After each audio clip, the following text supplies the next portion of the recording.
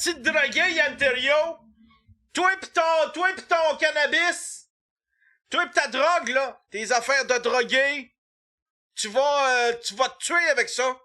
Il y a du fentanyl dans ces affaires-là, je l'ai lu aux nouvelles. Là, tu vas te ramasser, là, à l'urgence. Puis tu vas mourir de la drogue. T'auras plus de cellules.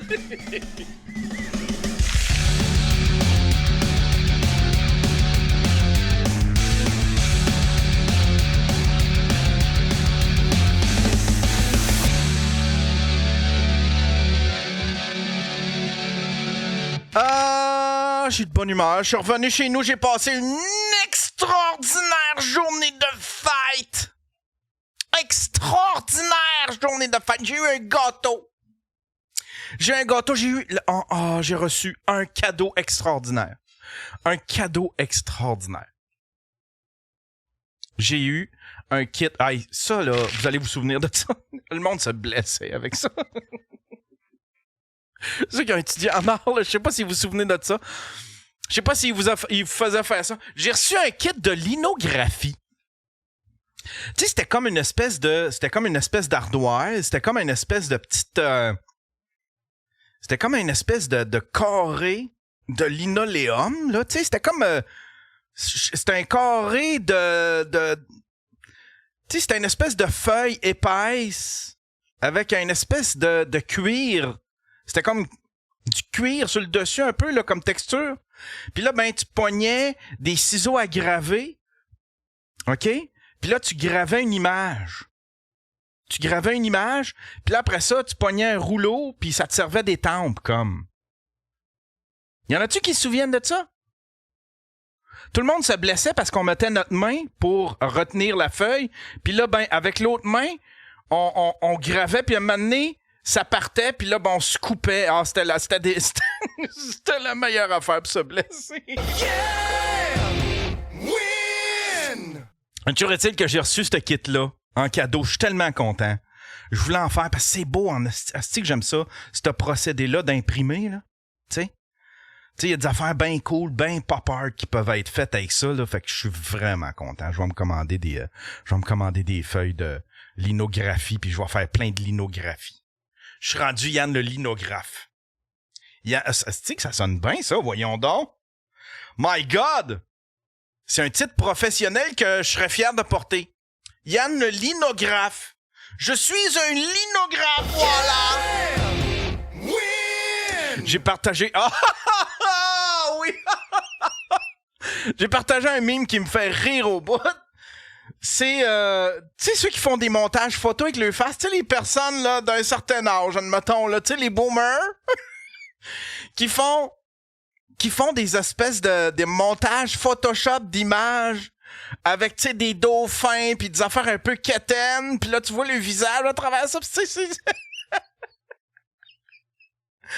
mais pour bien comprendre, parce que Christian Hamel, il a fait une image, moi j'ai partagé un meme, puis qu'est-ce que ça dit, ce meme-là? Attends un peu, je vais aller dans la control room, mesdames.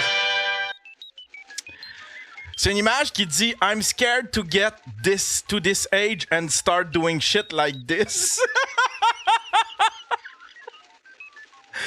Puis il y a Christian Hamel qui en a fait un avec ma face, puis la face de Doogie, puis c'est l'affaire la plus quétaine au monde. Je l'ai mis en thumbnail. Le thumbnail, c'est ça. Si ça vous tente de voir une image. C'est une œuvre d'art. Merci, Christian.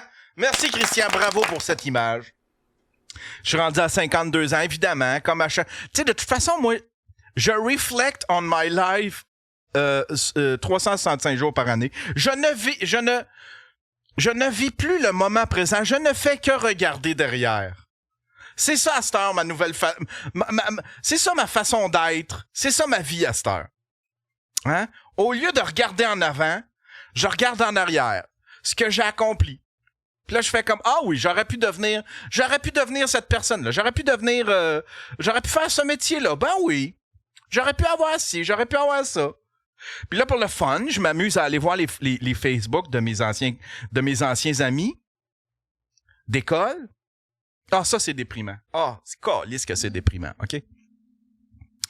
Je sais pas si ça vous arrive des fois Tu sais, quand t'as 50 ans, là, tu sais, tes amis d'école, tes amis de secondaire, c'est rendu loin, là. Tu sais, c'est il y a 30 ans, tu sais, c'est même plus que 30 ans, là. Tu sais, c'est il y a 35 ans. 35, 40 ans. Puis là, tu retournes voir tes anciens amis d'école. Puis là, tu t'aperçois que... Puis c'est juste un rappel de toutes les mauvaises décisions que t'as prises dans ta vie. Yeah! Win! Tu fais comme, ah oui, je m'étais moqué de ce gars-là. Parce qu'il était gros un petit peu. Il était un petit peu chubby. Mais aujourd'hui, il se promène en BM, puis il y a une grosse maison, il y a un chalet, il y a une belle thermopompe, une belle décapotable. Ben oui, c'est ça, Yann! Win! Karma! Vis ton karma! Hein? T'as voulu l'écœurer, le petit Philippe, hein? Parce qu'il était chubby? Ben oui, à cette heure, vis avec tes mauvaises décisions. Reste pauvre! Puis c'est encore pire quand tu vas voir... C'est encore plus crève-cœur quand tu vas voir du monde que tes ennemis d'école de secondaire, là. Là, tu vas revoir le compte. C'est tout rendu du monde important. Pis c'est du monde, tu peux même plus y baver. Il y en a qui sont avocats là-dedans. Ils ont plus de pouvoir que moi. Ils pourraient se revenger sur moi que je pourrais plus rien faire. Calisse! Hostie que c'était le fun quand j'étais un bully, tabarnak! C'était les belles années! Yeah! Oui! Hey, là, moi, j'étais talentueux comme bully. J'en prenais un faible, puis je l'écœurais jusqu'à temps qu'il broille, le tabarnak. Puis là, quand il avait manqué 3-4 jours d'école, parce que ça Là, j'avais le sentiment du devoir accompli quand il manquait 3-4 jours d'école parce qu'on l'avait poussé à bout. Yeah! Win! Life of a bully.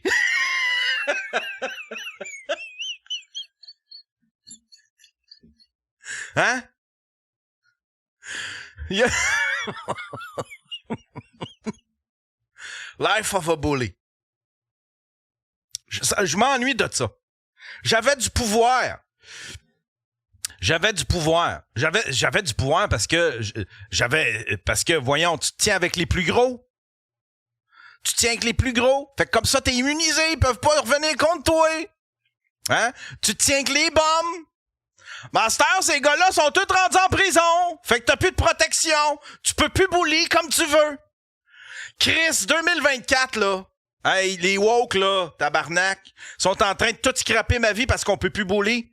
Mais ça me semble que c'était le fun de bullier du monde. Ah ouais, on en prenait un, on le poussait à bout. Puis là, c'est ça. Quand il manquait 3-4 jours d'école, tu faisais comme « Ah, peut-être que je l'ai poussé au suicide, lui. » Yeah! Win! Peut-être que, enfin, peut-être que j'ai réussi de quoi dans ma vie, je l'ai poussé au suicide. Yeah! Win! C'est épouvantable, tu sais. Ah, je déconne, hein, je fabule parce que j'étais pas tant le bully que ça. J'ai été le bully, mais tu sais pas un bully vraiment méchant là, tu sais là. Ouais, oui, j'ai été méchant, mais en tout cas, je faisais pas peur à grand monde. Tu sais, j'avais beau essayer d'être bully, ça marchait même pas tellement que j'étais ridicule, mais j'ai été Moi, je me suis fait bully beaucoup.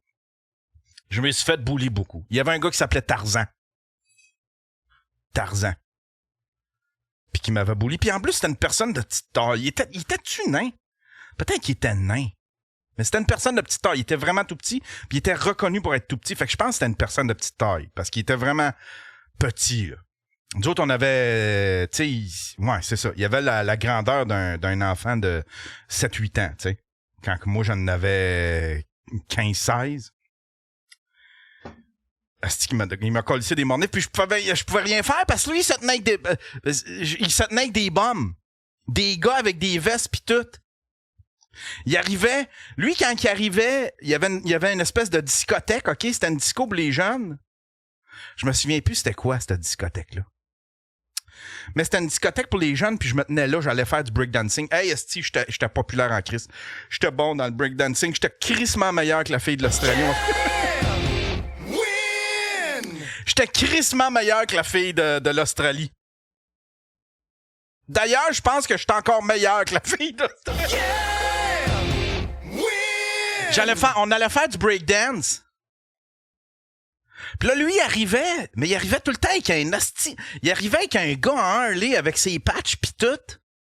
Mais je me souviens plus c'était quoi les patchs. C'était-tu des patchs des Hells ou c'était un petit club style Son of Anarchy? Une affaire un peu fake. Mais en tout cas, j'osais pas rétorquer. Il était tout petit, puis j'osais pas. Puis Chris, je faisais du karaté, j'étais athlétique. J'étais un mélange de David Lee Roth. Tu sais, David Lee Roth, ça aurait pu devenir un professionnel du karaté. Non, c'était un professionnel de l'athlétisme. Il aurait pu faire les Olympiques de David Lee Roth. Mais il a choisi la musique. Il était athlétique.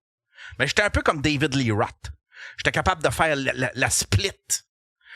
J'étais capable de faire la split puis donner des coups de pied très, très hauts. Des coups de pied plus hauts que ma tête. Hey. Oh, câlisse. Mes belles années, je me souviens de mes belles années. Je suis là, je réflecte sur mes vieilles années. J'étais en train de tout préparer. La maisonnée. Et, disons, le Graceland du podcast. Je reçois un ami. J'ai reçu un ami samedi. Puis nous autres, c'est notre pattern. On se fait un petit souper. Ça va être un souper de fromage. Il arrive ici avec une espèce d'affaire qui fait fondre du fromage. Il va y avoir une grosse crise de meule de meule de fromage, là. Un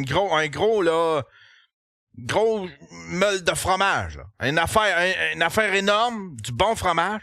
Puis là, il y a un truc qui fait fondre le fromage. Puis là, tu grattes ça avec un couteau. Puis là, t'en mets sur tes affaires. En tout cas, il m'avait déjà fait bouffer cette affaire-là. Je sais pas comment ça s'appelle. Je sais pas comment vous le nommez, mais il y en a sûrement qui ont déjà eu cette expérience culinaire-là. C'était excellent. Puis là, on va se faire ça chez nous. Puis habituellement, c'est ça, on jase. On se fait un feu s'il fait beau. Puis là, on se tape un petit joint. Puis là, on refait le monde, puis on rit, puis on a du plaisir! Win! Je suis un asti de drogué. T'es un asti de drogué, Yanterio. Toi pis ton cannabis. Toi pis ta drogue, là. Tes affaires de drogué. Tu vas te tuer avec ça. Il y a du fentanyl dans ces affaires-là. Je l'ai lu aux nouvelles. Là, tu vas te ramasser, là, à l'urgence. Puis tu vas mourir de la drogue. T'auras plus de cellules. Je sais pas si vous vous souvenez, quand on était jeune, on nous parlait souvent de nos cellules. Ça brûle des cellules! Ça brûle des cellules dans ton cerveau! T'auras plus de cellules! C'était comme un gros enjeu, hein? Puis là, on faisait comme, c'est Chris, non, hey, moi, je veux garder mes cellules! On voyait nos cellules comme une espèce de possession, hein? C'était très personnel, ouais. C'est mes cellules, ça! Je savais pas, fallait que je prenne soin de ça. Je savais qu'il fallait que je me brosse les dents, mais je savais pas qu'il fallait que je protège mes cellules.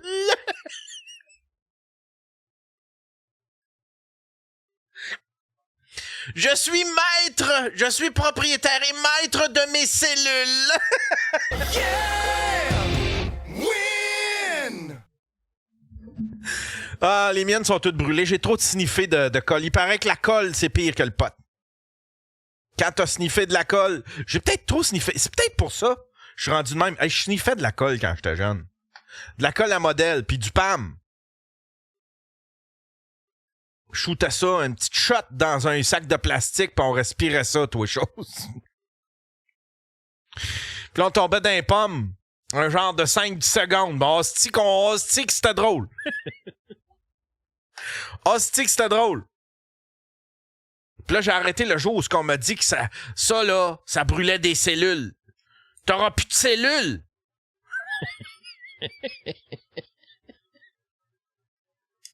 Hein? T'auras plus de cellules! Ah! Ah, est-ce que j'ai fait ça? C'était la première drogue que j'ai prise. Puis après ça, j'ai arrêté. J'ai arrêté toutes ces affaires-là. Je buvais une fois de temps en temps. Je pouvais fumer un joint aux 3-4 ans. Puis aujourd'hui, regardez. Regardez ce que je suis devenu. À toutes les soirs, je me batte. À toutes les soirs. Je me gèle la face. Je me gèle la face. Je scroll des TikTok. Je regarde des mimes d'une Australienne qui danse mal, puis je ris ma vie. Puis je finis ça en me crossant sur de la porn. Voilà, c'est ça ma vie le soir. Vous connaissez toutes de ma petite routine. J'ai pas honte de le dire. J'ai beaucoup de plaisir avec le cannabis, moi. J'assume, je suis rendu un vieux poteux. Ça prenait ça, je suis un artiste. Les artistes, ça fume du pot, ça prend de la drogue. Je suis un artiste. Hey, respectez-moi comme artiste. M'en calisse de mes œuvres. Je suis un artiste parce que je fume du pot.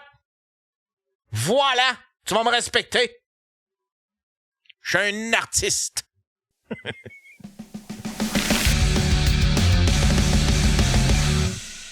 Est-ce que là, tu fais-tu juste du solo? Comment tu... c'est quoi ton... C'est différent, toi. Moi, c'est vraiment différent. Moi, j'ai commencé il y a 2 ans parce que mon coloc, il est créateur de contenu. On the side aussi, il a sa job temps plein, puis il faisait ça on the side. Puis un soir, j'étais sur le divan, puis créateur de contenu OF? Ouais. OK. Puis sur le divan, m'en est Snapchat, puis il était comme, tu te rends compte qu'en ce moment, Snapchat, ce que tu fais, là, ben moi, je le fais en faisant de l'argent. Genre la même affaire, ce que tu fais en ce moment. Puis j'étais comme, ah! Explique-moi. J'avais vraiment une image comme un peu arriérée de c'est quoi OnlyFans, puis il a été vraiment un mentor. Il a été là, il m'a tout montré comment ça marche, puis c'est là que j'ai starté mon WEF. On a commencé à faire du contenu duo ensemble. J'ai commencé à faire du solo. Le temps de m'habituer à une cam, le temps de m'habituer aussi à comment je perçois mon corps au travers ça. Tu sais, je pense que tu en as entendu parler aussi. J'étais dans une relation, j'ai été mariée, je suis divorcée. Ouais, on va en parler de ça. J'ai vécu vraiment une relation très, très toxique. Puis c'est pas ça à la légère, là. It's true. Puis, fait que de revivre ma sexualité au travers ça, moi, ça a été un sens de libérateur jusqu'à un certain point. Parce que tu sortais quand tu as commencé ça, ton WEF, est-ce que ta dernière relation, c'était la relation toxique dont tu viens de parler? Ma relation stable, oui. On s'entend, là, j'ai eu... Après ça, t'as eu des amis, là, durant l'été, là, des fuck friends, mais comme more than that, je voulais pas de relation. J'étais encore dans mon PTSD de relation. Puis ça a été long à passer au travers de tout ce cheminement-là, de les étapes. Pour te rebâtir. On en reparlera, là. Mais fait que j'ai commencé solo. Puis après ça, j'avais une forte demande pour du contenu en duo. Puis là, ben, je suis comme Chris, moi, j'ai quelqu'un qui fait ça. Là. Fait que j'ai demandé, t'es-tu down d'être mon acteur, d'être ma graine de service? Ça te tente-tu? On va pondre un contrat, on va comme mettre des clauses, des conditions, des termes, puis on va se respecter là-dedans. Puis Qui aurait dit non, tu sais? il y en a peut-être qui vont dire non. Il fait le travail déjà. Je trouve ça insane, ton histoire. Insane. Fait que on a commencé de même, puis vraiment, pour de vrai, la chimie était vraiment bonne. On a du fun à faire le contenu. On a la même vision aussi de la qualité de contenu qu'on veut offrir sur nos plateformes, parce que ça, c'est quelque chose que je me rends compte qu'on n'a pas nécessairement toute la même vision sur qu'est-ce qu'on veut offrir, où est-ce nos limites personnelles et tout. Puis avec le coloc, ça a Aviez-vous eu des relations sexuelles avant de commencer à faire des collaborations? Non. C'est ça qui est encore plus comme weird, c'est qu'on est comme we have to do it at least once. Faut le faire au moins une fois, voir si ça fonctionne ou non. Parce que même si on se dit, genre, on se projette, hey, oui, on va faire ça, tel scénario, ça va être bon. Si ça marche vous faites un pilote? Non, mais tu sais, comme si ça marche pas sur le sofa. Mais tu sais, fait qu'il fallait le faire. Puis pour vrai, le premier vidéo qu'on s'est filmé, j'ai fait un BG, puis c'était bon. Le POV, tout était beau, puis j'étais comme, hey, pour vrai, je serais down de mettre ça sur Internet. Comme ça, c'est le type de qualité que je suis prête à mettre sur Internet. Tu sais, imagine, Yann, elle a fait ça rapidement à 2. Moi, ça faisait 3 ans et demi, puis je fais comme, si je le fais avec un homme, qu'est-ce qui va se passer? De mon côté, ça a explosé parce qu'il avait jamais vu puis il attendait ça.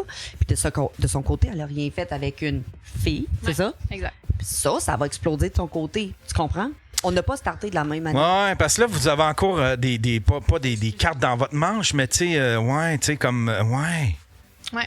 Fait que, On a un petit curieux dans le chat. On va tout dire ça parce qu'on va peut-être avoir un petit cadeau. Fait qu'attends, Spinner. Ah ouais.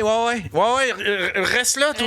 Reste là. On a des cadeaux pour vous autres. Donnez des cadeaux. Donnez des cadeaux.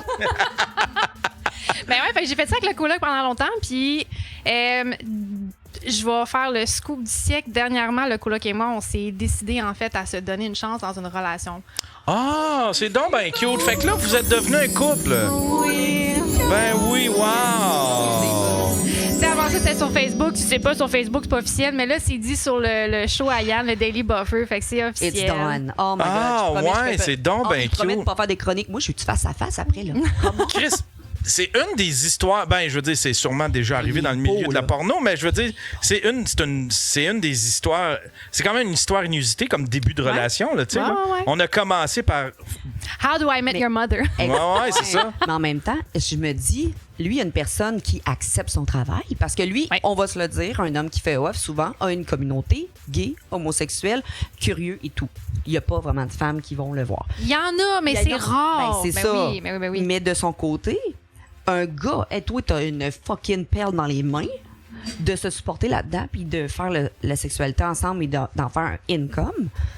Man, je l'envie parce que je fais comme il est beau, vous êtes beaux ensemble.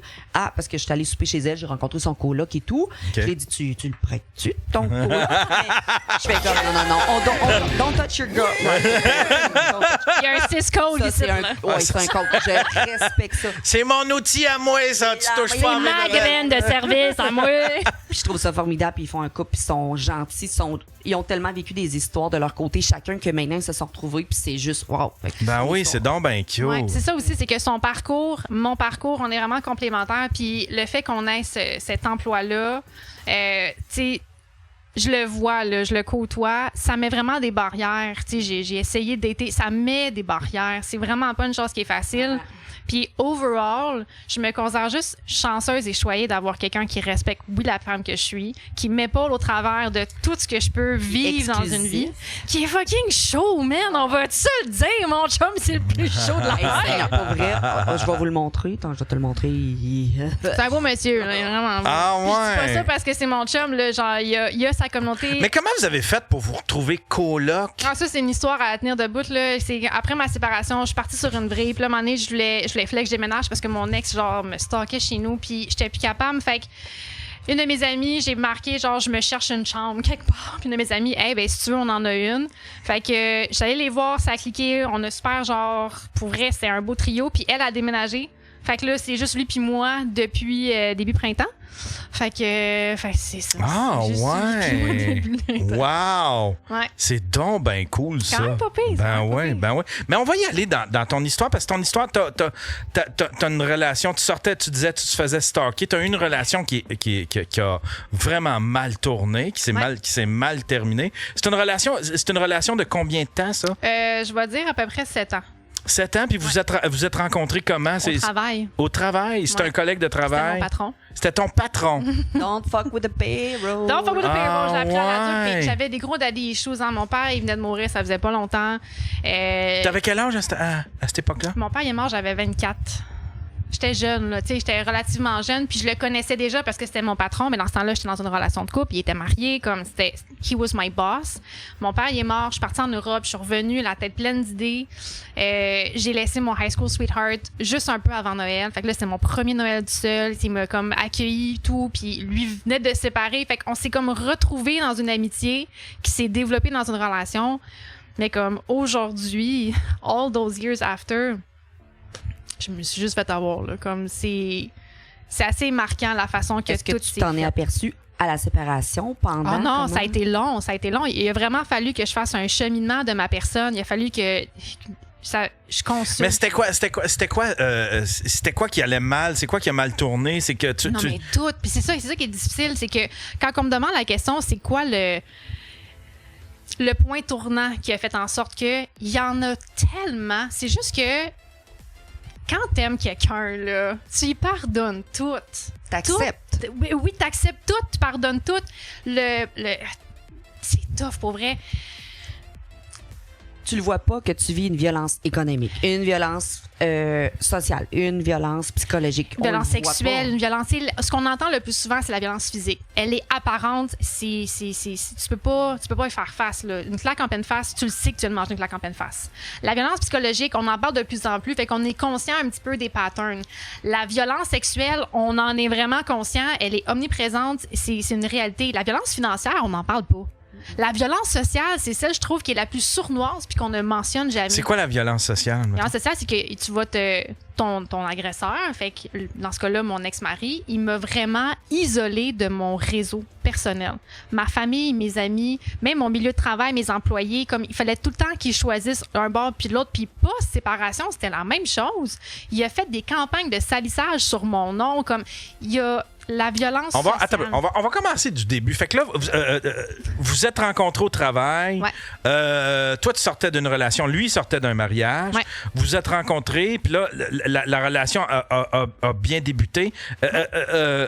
Ça a-tu pris... Parce que là, vous étiez mariés à un certain point. Vous êtes mariés au bout de combien de temps? 1 an et demi. 1 an et demi. Fait que la première année, c'est quoi? Tout allait bien? C'était la lune de miel. Puis on est allé en Grèce 5 semaines. C'était beau, c'était amazing. En revenant de mon voyage, demande de mariage, j'ai dit oui, obviously. Tu sais, comme, everything was good. Puis ça a vraiment...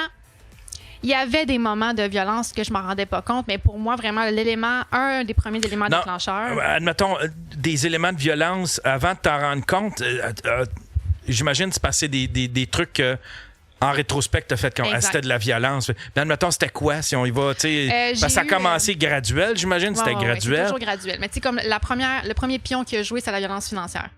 Dans le sens fait que là, qu'est-ce qu'il faisait? On est devenu un couple. Suite au décès de mon père, j'avais des petites dettes, là. Rien de gros, là, genre à peu près 3 500, 4 000 qui me restaient à payer, mettons, sur le 15 000 que j'avais.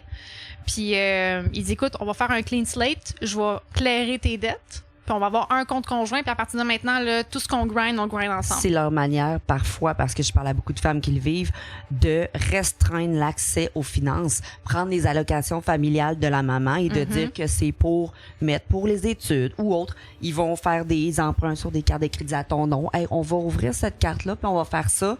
Puis c'est quelque chose qui fait en sorte qu'on est pris là-dedans pour nous appauvrir puis prendre le contrôle des finances. Exact. Ah, ouais. Parce qu'après ça, c'est lui qui avait le monopole. Il déterminait, OK, là, on a fait tel argent. Fait que là, puis il y avait un budget, là, comme, pour vrai, c'était clean son affaire. Dans le sens que quand on avait une rencontre sur le budget, il était comme, OK, ce mois-ci, t'as fait tant. Fait que là, après ça, tu vas voir, il y a telle dépense. J'ai pris de l'argent, je l'ai transféré dans tel compte, j'ai transféré dans business. Comme, il gérait tout. Sauf qu'à un moment donné aussi, là, j'avance un petit peu, on va revenir. À un moment donné, j'ai 2 commerces. Je travaille au Centre Bell. J'ai un service traiteur. J'ai plus le temps pour les meetings, là, je te fais confiance, on est mariés.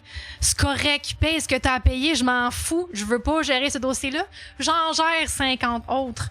Puis c'est là que l'abus a embarqué. Parce que là, j'avais plus accès. J'avais plus accès à une carte. Si je dépensais sur la carte, puis je mangeais un char de merde après. Tu te le faisais dire? Ah, solide!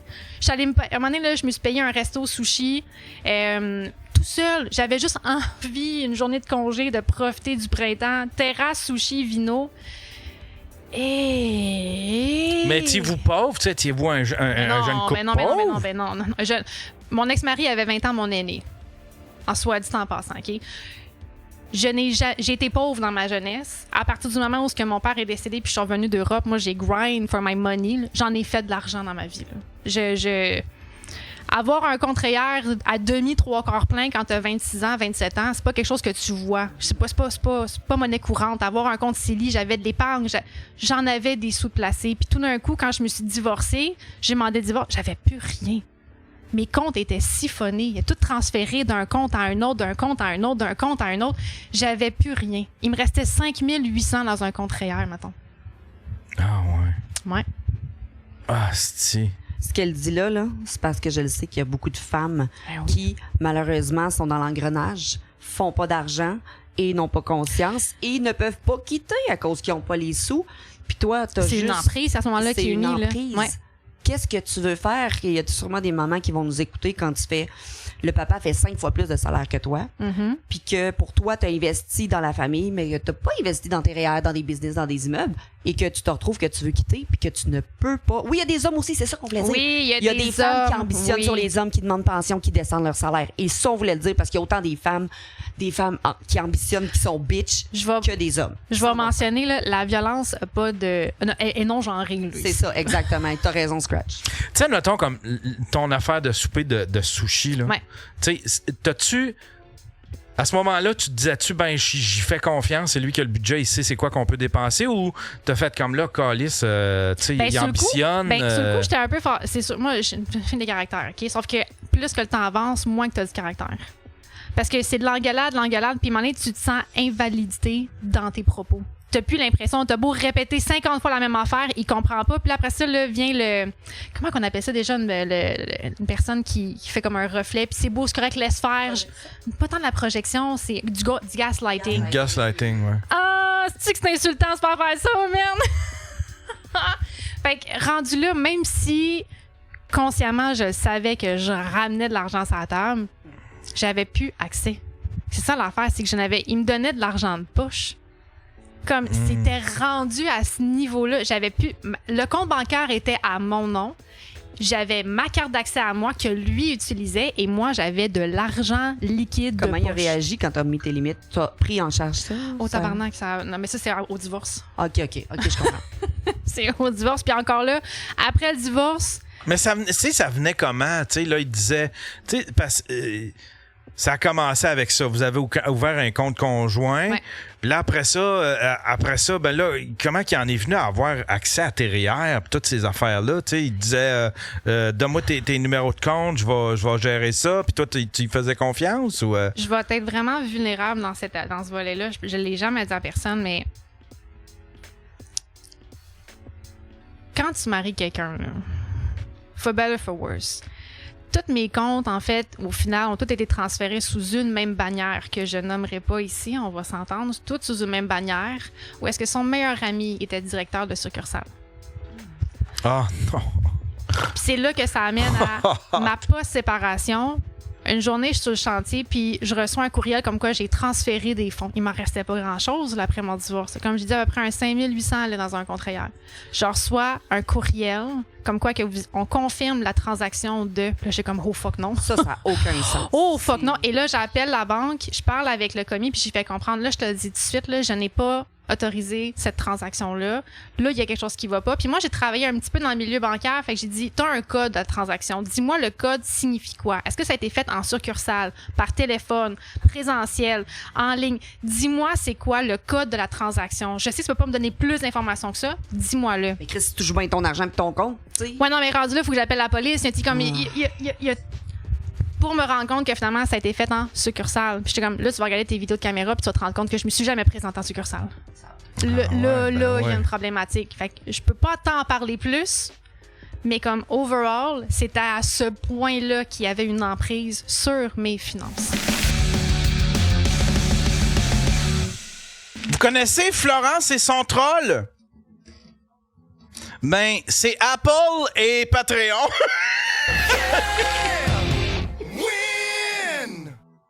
C'est littéralement Patreon et Apple. Là, Apple était pas content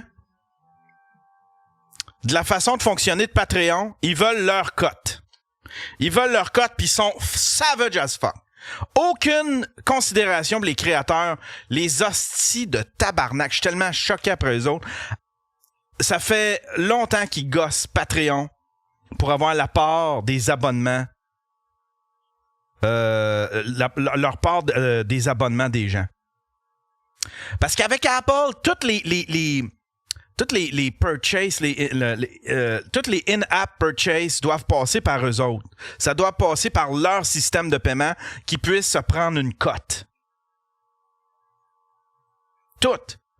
Fait que si, admettons, c'est une plateforme puis que tu veux t'abonner via ton iPhone, admettons, je ne sais pas, c'est une plateforme qui te permet, je ne sais pas, qui te permet de j'ai aucune idée. Admettons, un exemple, IFTTT, ou une plateforme comme ça, faut que tu passes, si tu passes par iOS, il faut que ça passe par le paiement, le système de paiement de Apple. Puis eux autres, ils se prennent une cote. Puis là, ils veulent une cote. Là, ils ont décidé qu'ils allaient prendre une cote de 30% sur les abonnements des gens à la plateforme Patreon. Quand vous payez de l'argent, là, vous allez payer de l'argent pour un créateur de contenu, il va avoir une portion qui va aller à Patreon, il va avoir 30% qui va aller à Apple, puis après ça, tout ce qui va rester, ça va être le créateur. Fait qu'il va en avoir tout près de la moitié qui ira pas au créateur. C'est-tu pas des hosties de crosseurs, de vampires, de Saint-Sacrement? Hostie que je suis choqué. Hostie que je suis choqué. Fait que ça vaut pour les abonnés ça vaut pour ça vaut pour tous les créateurs que vous supportez. Je trouve ça d'une indécence, vous avez même pas idée. Je l'avais pas vu venir celle-là, sinon je ne sais pas si il va y avoir un soulèvement, s'il va y avoir du backlash de ça, mais me semble qu'il devrait y avoir du backlash de la part de ceux qui encouragent les créateurs, puis surtout de la part des créateurs. J'espère qu'il y a un mouvement quelconque. Je vais me renseigner aujourd'hui, mais je l'avais pas vu venir. Ça, je l'ai appris il y a quelques jours. Là, la manière que je le comprends, c'est que ça va être pour ceux qui utilisent un iPhone pour s'abonner à Patreon. Mais si tu t'abonnes à tes créateurs via le site web, là, tu n'auras pas besoin de payer le 30%. Ou si tu t'abonnes via Android, tu n'auras pas besoin de payer le 30%. Mais là, est-ce que tu vas pouvoir, admettons, écouter puis regarder le contenu sur ton iPhone? Si tu t'es abonné sur un site web, que tu t'es, après ça, que tu as ouvert l'application puis que tu t'es branché avec ton iPhone, j'ai aucune idée. Je vais me renseigner là-dessus. Je veux avoir le plus de détails possible, mais ça me choque à un point, vous avez même pas idée. Quelle gang d'hosties de vampires. Ça fait longtemps que je les appelle Apple Catraz, mais c'est littéralement ça. C'est Apple Catraz. C'est une prison. Cette hostie de compagnie-là, c'est une hostie de prison, c'est des vampires. Ils en font en masse de l'argent. Ils en font en masse pour laisser les créateurs de contenu tranquilles.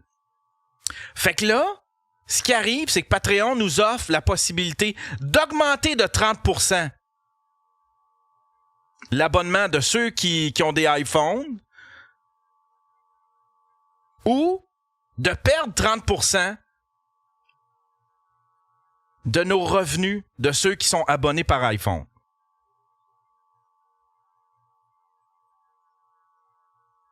Fait que là, je suis rendu là. Je suis rendu à prendre une décision. Est-ce que j'augmente de 30%?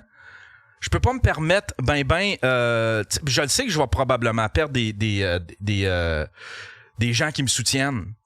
Mais je peux pas vraiment me permettre. Moi, c'est ma paye, tu sais. Je peux pas me permettre. Je ne sais pas, il y en a combien. Je pense que je vais faire un... Peux-tu faire ça? Ah, Stiffy, je vais faire ça. Create, attends un peu. Create poll.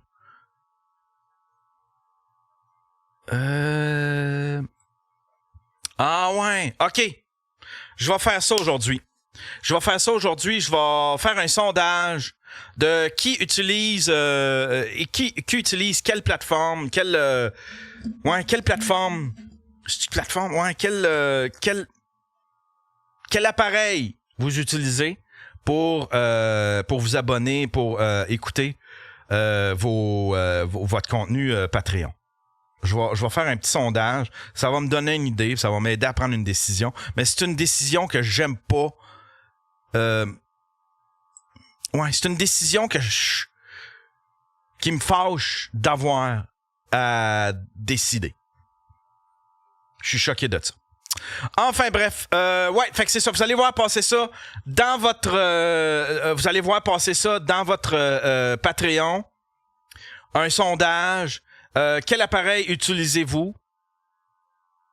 Dans quel environnement vous utilisez Patreon? Est-ce que c'est Android? Est-ce que c'est iOS? Ou est-ce que c'est votre browser? Je suis choqué, là. Hostie que je les déteste. Je déteste Apple. Apple, je vous chie à la gueule. Ah ouais, dans le crusher! Ah ouais, dans le crusher, Apple! Crise de compagnie de marde!